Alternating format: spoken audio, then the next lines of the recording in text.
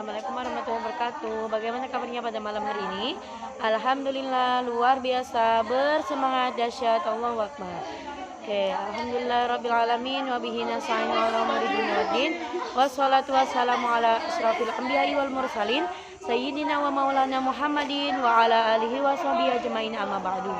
Yang saya hormati Abi Hanif serta Umida selaku pengasuh pondok pesantren Supercamp La Roibah Nifida, dan saya hormati pula kedua orang tua saya berada di rumah serta jajaran-jajaran bapak pengurus, lalu pula kepada kedua orang tua saya yang saya cintai dan yang saya banggakan, serta teman-teman saya yang berbahagia. Puji syukur kehadirat Allah SWT yang telah menghadirkan saya di malam hari ini dalam keadaan sehat walafiat. Saya Zahira Putri Nafdiah dari kelas 12 MA Al-Quran La Roibah Nifida ingin menjelaskan pelajaran tentang pendidikan keluarga negaraan. Tentang HAM. HAM yaitu hak asasi manusia, yaitu hak keadilan terhadap sosial, hak keadilan kepada seluruh rakyat Indonesia yang terletak pada Pancasila. Nah, maksudnya pada di sini adalah perlakuan adil untuk rakyat-rakyat Indonesia, karena HAM ini sangat dibutuhkan dan aspek-aspeknya berbeda. Yang pertama ada HAM politik lah. HAM politik itu maksudnya dalam arti contohnya apa sih hak asasi manusia yang harus kita pahami. Jadi contoh-contohnya kita lari ke hukumnya dulu. Jadi hukum dari manusia itu sebenarnya untuk melindungi para manusia agar menjadi disiplin gitu ya. Inti dari bisa dilumpuhkan seperti itu. Contoh-contoh hukum adalah hukum ringan dulu dari ketika kita melanggar peraturan sekecil apapun dan sebesar apapun pasti ada konsekuensi tersendiri. Contohnya adalah ketika kita tidak menggunakan helm saat berkendara dan melanjutkan perjalanan ketika lampu merah. Nah, itu ada konsekuensi tersendiri. Itu adalah hukum yang ringan. Nah, serta hukum yang berat itu seperti apa? Nah, itu seperti korupsi.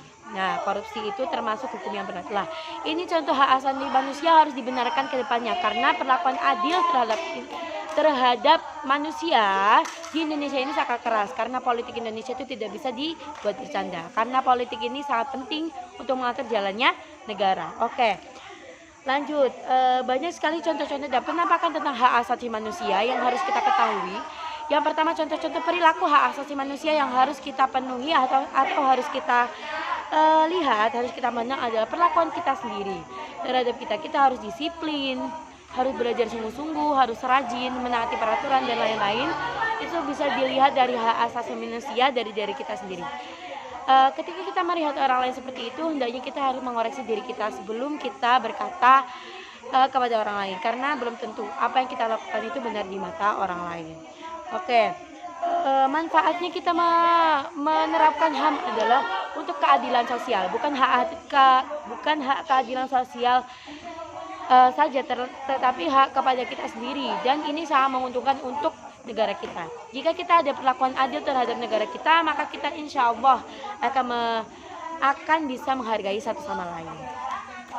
Terus menyebabkan kesatuan dan persatuan, dijalankannya peraturan dengan disiplin. Nah, hak asasi manusia adalah bisa diartikan dengan hak tersendiri, maksudnya hak yang diambil oleh pihak per individu.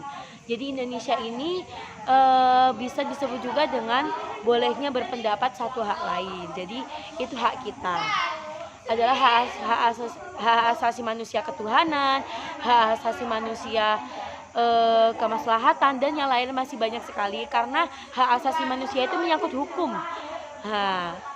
Contohnya hak asasi manusia ketuhanan itu apa ya? Kita harus yakin bahwa adanya Tuhan kita, yaitu menurut kepercayaan masing-masing. Kalau Islam berarti Tuhannya apa?